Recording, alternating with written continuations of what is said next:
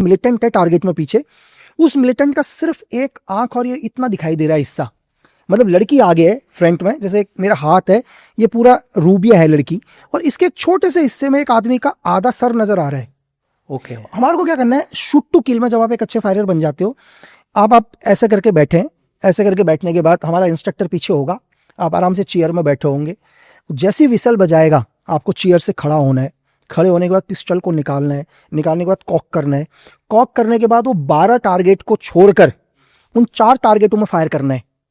और ध्यान रहे कि गोली ना तो लड़की को लगनी चाहिए, रूबिया को, ना बीच में जितने भी टारगेट है उन टारगेट को भी गोली नहीं लगनी चाहिए, एक्यूरेट उस आदमी के हेड पर लगनी चाहिए, इतने से हिस्से में लगनी चाहिए। जब आपको 4 टारगेट पर आप गोली मारोगे, 1-1 गोली चारों पर मारोगे, तो आपको 20 नंबर मिलेंगे। ठीक है, जिस दिन आप 20 में से 20 नंबर लेकर आगे उस दिन आप फायरर बनोगे सर। अब इस 4 सेकंड के अंदर आपको 4 सेकंड का टाइमिंग है, जैसी विसल बजती है सब प्रोसीजर करना, और विसल बजती अगर आपने फायर कर दिया तो आपका माइनस होगा।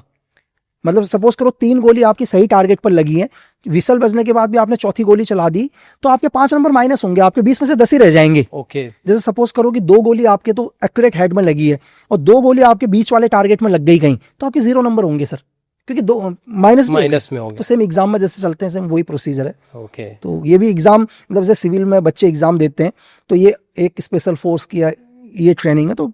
चीज एक ही है।